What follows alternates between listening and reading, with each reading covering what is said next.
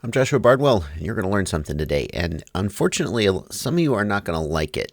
The truth is that some of your heroes who fly so amazingly smooth, and you ask, I've seen you do it on Facebook, how do they fly so smooth? Oh, it's that their PID tune, is it their equipment, is it their sticks? The answer is yes, it's all of those things, but it's also technology. There's a technology out there called Reelsteady, and it's a stabilization technology that makes your footage look ultra smooth. And the reason we're talking about Reelsteady today is because the new GoPro Hero 7 has HyperSmooth technology, which basically does that same thing in the camera. Well, that's what we're looking at today. We're going to look at Reelsteady and we're going to compare it to the GoPro Hero 7 HyperSmooth. What you're looking at right now is completely unsmoothed 2.7K 60 footage from the GoPro Hero 7, and I'm super impressed with it because with the GoPro Hero 6, you could do 1080 60 super view or 2.7K 30 super view. Never mind the stabilization. I thought 2.7K was the sweet spot for resolution when it comes to footage that you're going to upload to YouTube. Maybe 4K is better for projection on a big screen, but And but I was a little annoyed that I couldn't get 2.7K 60 super view. 60 FPS is great. So here's some just regular unstabilized footage. Now let's take a look at what we can make of that with Reelsteady. Now you'd be asking yourself, what is Reelsteady and how do I get it? And the answer is, first, you need a copy of Adobe After Effects, which is expensive. And second, Reelsteady is $400, and that's why mine has this watermark, the Reelsteady watermark on it, because this is the free demo version. But it's fully functional. It's doing exactly what it does. And oh, hey, what the hell was that? Yeah, this was my first attempt where I just loaded up the GoPro preset and hit go.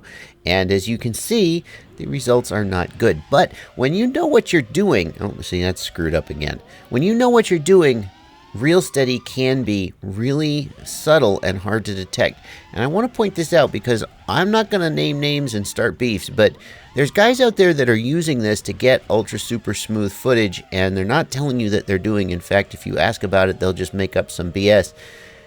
And those guys are good pilots, but they're also helping themselves along with tech afterwards. Okay, so I went back, I spent a little while learning how to fine-tune Reelsteady, and I got a little bit better result without those blatant artifacts, the blatant zooming in that you saw. This is after about an hour of work tweaking it, and you can see the results a little better. It's not perfect, but here's what I want to point out about Reelsteady. It's not trivial to learn to use, especially if you're trying to make it look natural and if you're trying to sort of hide the fact that you're using it, or if you're just trying to get professional results where even little glitches are unacceptable. These results, there was a little glitch right there, and you can kind of see the footage looks like it's breathing, zooming in and out a little bit as the stabilization works. Never mind the fact that every single time I exported this, it was over an hour of rendering, and I have a fairly high-end machine with a fairly high-end graphics card. This was a real hassle. Okay, now let's look at a flight with HyperSmooth turned on. This is in the GoPro, exactly as the GoPro spit it out, and see what you think of this. And I'll talk over it. You can mute me if you want to go back and watch it with a little more detail. But what I think about the HyperSmooth is that it just kind of smooths the edges off the flight just a little bit, just removes the rough edges.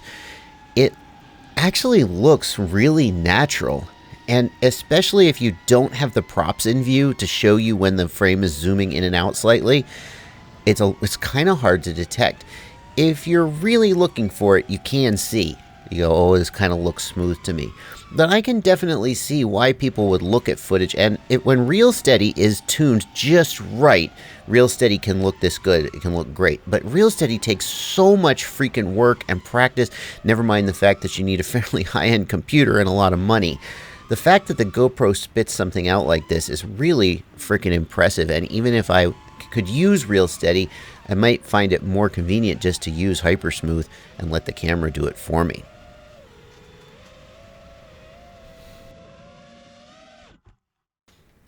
I'm just going to talk you out of this video over this flight, which is 4K, 30 FPS, super view with HyperSmooth stabilization on.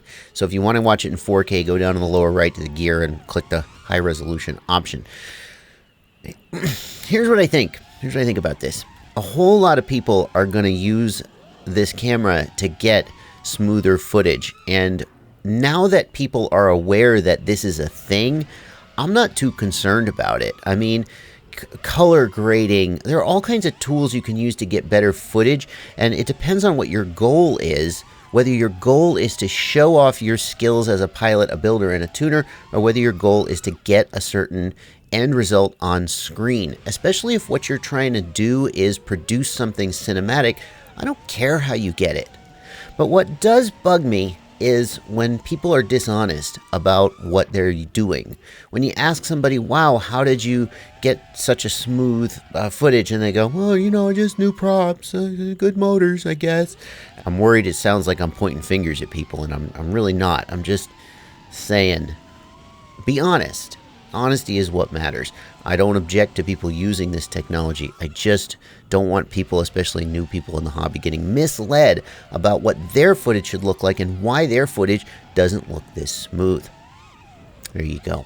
I'm really impressed with what GoPro has accomplished with HyperSmooth, and I got to tell you, between just clicking a button and turning on HyperSmooth in the GoPro and screwing around with Reelsteady for hours trying to get a good result and manually tweak it, I'll take the GoPro every day.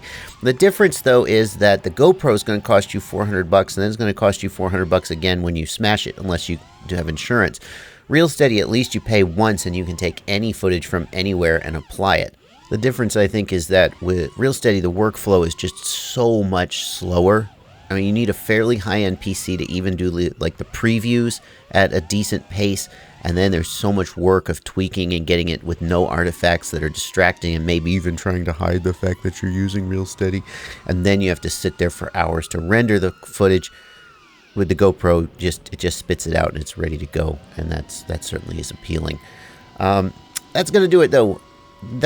I've wanted to make this video for a while because I knew people were out there using Reelsteady, and a lot of other people didn't even know it existed. Now you know it exists, and when you see ultra smooth footage, ask yourself whether you're seeing an example of pilot skill or post-processing work. And there's nothing wrong with it. You just got to know what you're getting. Happy flying.